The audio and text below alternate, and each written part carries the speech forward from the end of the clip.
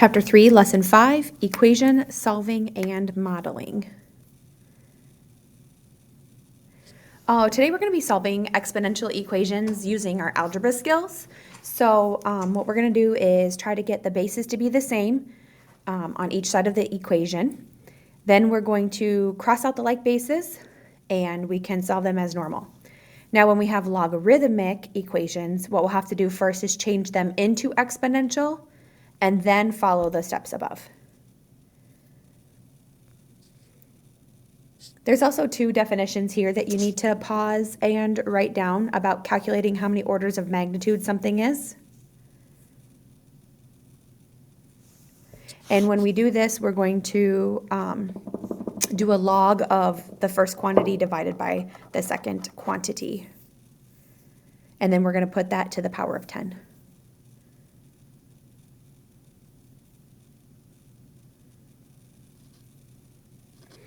All right, so starting here with this first solving, this is a log that we need to change into an exponential before we can do our solving. So remember, we keep the base the same. So the base is going to stay 4. And then we're going to switch what it equals to will become the new power. So it's equal to 1, so I'll make it 4 to the first power. And then we're going to put the 1 minus 1x on the right side. Now we know that 4 to the first power is 4. Then I'm going to subtract 1 and then divide by negative 1. Number 2 says log base 2 of x equals 5. Again, 2 is going to stay as our base. And then we're going to switch the x and the 5. So 5 will become the exponent. X will become on the other side of the equals. And 2 to the 5th is 32, right?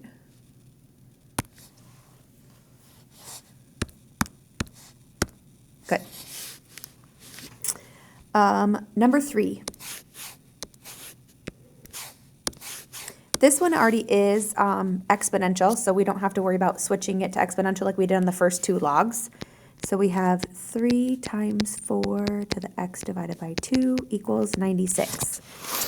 And first thing, in order to try to get like bases here, is we need to get both sides to be just base of 4. But before I do that, I need to divide by this 3. So I have a base of 4 over here, 4 to the x divided by 2. And 96 divided by 3. What? 32. Now I can try to make them both into base of 4, but I know that 4 squared is 16 and 4 to the third power is 64. So they unfortunately both cannot be made into a base of 4. However, I could break them down and make them both into a base of 2. So I know that 4 is 2 squared. And I know that 32 is 2 to the 5th. So now that I've made them both into equal bases, I can cross out the bases. And I'm left with this equation of 2 times x divided by 2 equals 5.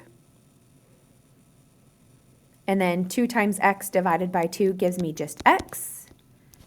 And then equals 5.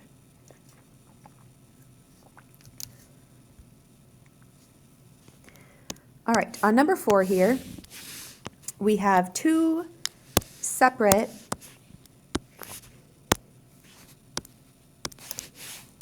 logs here with a subtraction. Oh no, I thought that said log. Never mind, we don't have 2 separate logs. But we do need to get the log by itself first before we can do anything. So we have 3 minus log of x plus 2 equals 5. First thing I'm going to do is minus the 3.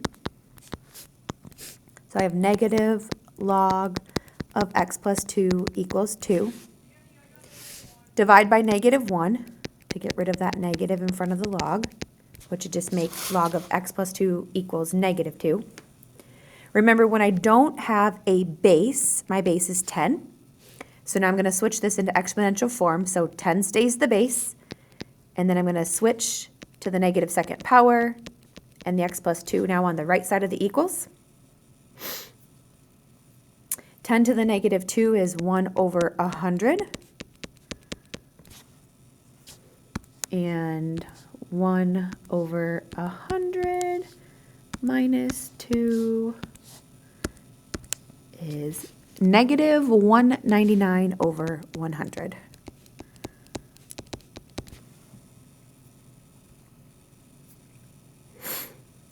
On this last one here, we have Euler's law, or the E for Euler, and remember that's just the opposite of the natural log. So first thing I'm going to do on this one is get rid of that timesing, or divide by 2 by timesing by 2. What in the world?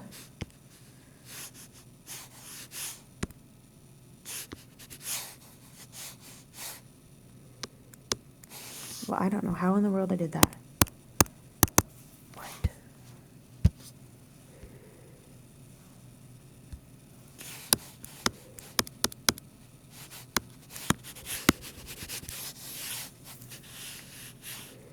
All right, so we have e to the x minus e to the negative x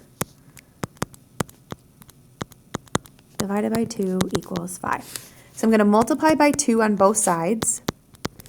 So I have e to the x minus e to the negative x equals 10. And then remember that e's will follow our log properties. So if I'm subtracting them, they actually need to be divided. So I have e to the x divided by negative x equals 10. And then x divided by negative x would be negative 1. And do I need to just ln both sides?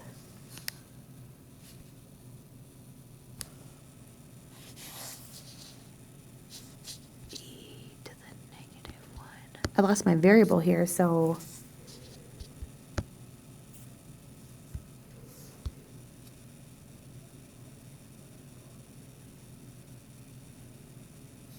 I'll have to think about that one because I lost my variable and I'm not quite sure what I did wrong there. I was too distracted by these smiley faces.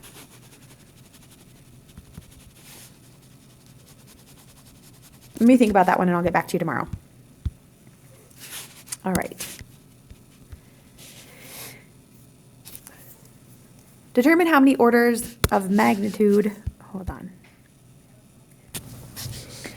Okay, in this section we have to determine first how many orders of magnitude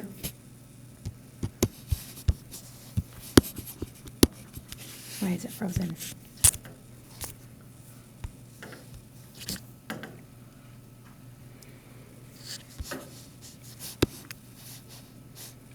There we go. First, we have to figure out how many order of magnitude the quantities differ, and then determine how many times greater one is than the other. So our first one here is a canary weighing 20 grams and a hen weighing 2 kilograms.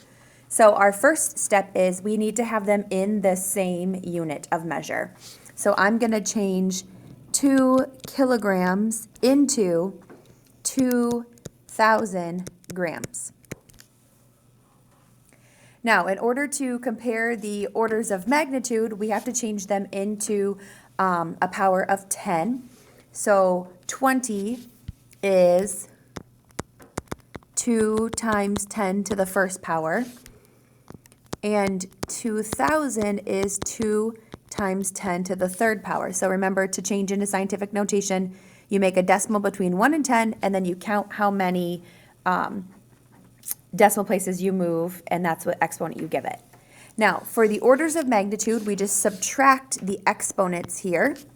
So the orders of magnitude difference is 3 minus 1, which is 2. And then to figure out, then determine how many times greater one is than the other. We just divide 2,000 divided by 20, which is 100 times greater. For the Richter scale, when we have the Richter scale of 7, that is already in our magnitudes there. So in order to do the orders of magnitudes here for earthquakes is we just subtract them.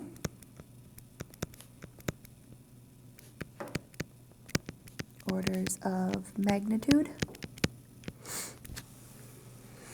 And then in order to figure out how many times greater these are with the Richter scale anyway for earthquakes, is we are going to take 10 to the orders of magnitude power. And so that gives me about, when I put it in the calculator, 10 to the 1.5 power, 31.62 times greater.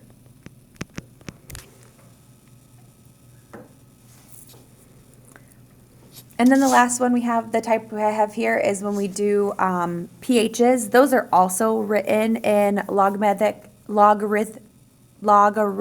scale. And so I just need to subtract them in order to figure out their orders of magnitude. And what is that? 9.4 minus 3.2. 6.2 orders of magnitude. And then in order to figure out how many times greater there are, I do 10 to the 6.2 power, which is 10 to the 6.2 power. 1584893, comma, times greater. All right, the last thing we have here is Newton's law of cooling. We have a lot going on here, but what we have in Newton's law of cooling is initial time and measured time and constant and minutes. And then also we have all of our temperatures. Forgot about that too. So this says a cup of coffee has cooled from 92 degrees Celsius to 50 degrees Celsius after 12 minutes in a room at 22 degrees Celsius. How long will it take the cup of coffee to cool to 30 degrees Celsius? So this T here is our ending temperature. Tm here is our room temperature or surrounding temperature. It's twice. TO is our initial temperature. And T is the minutes. And we will be solving in this case for K. So I have 92 for my ending temp. And my Tm is my room temp, which is 22, plus my initial temp is 50 minus my room temp, which is 22, times E for Euler's to the negative K times 12. So what I'm going to do first is solve this. All right, so in order to solve this, first thing I'm going to do is subtract 22 to both sides. Maybe.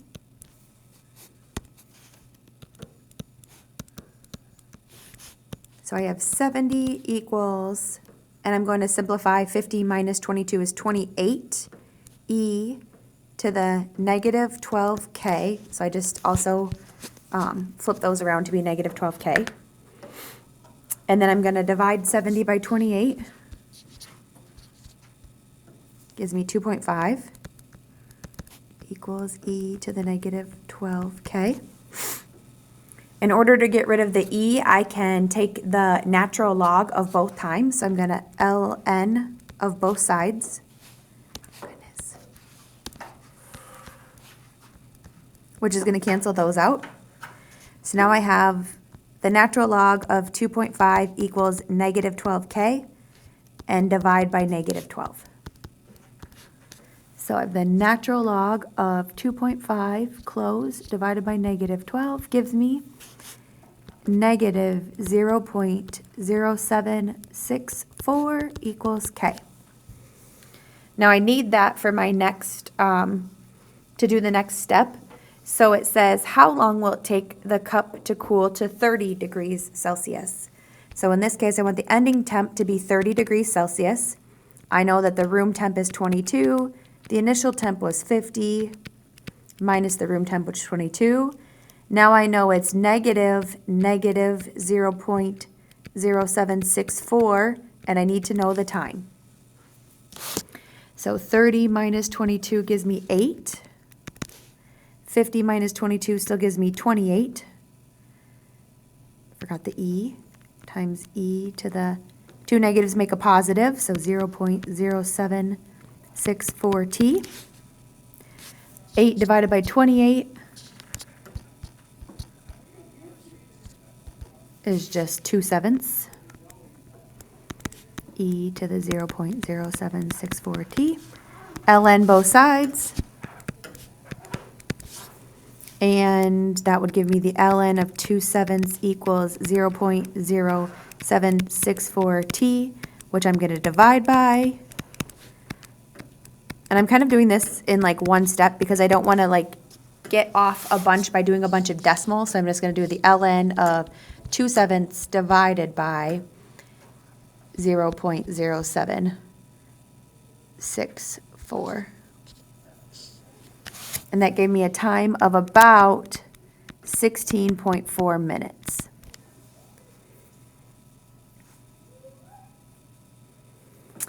Another one here, a cake is removed from an oven at 350 and cools to 120 after 20 minutes in a room of 65 degrees Fahrenheit.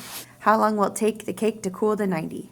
So same thing, ending temperature is 120 equals surrounding temperature of my room is 65. What was the formula? Plus? Yeah, plus parenthesis. Initial temperature is 350 minus 65 to the negative K times 20. 120 minus 65 is 55. 350 minus 65. 285. E to the negative 20k. And then I'm going to divide both sides by 285. And also take the ln to get rid of the e.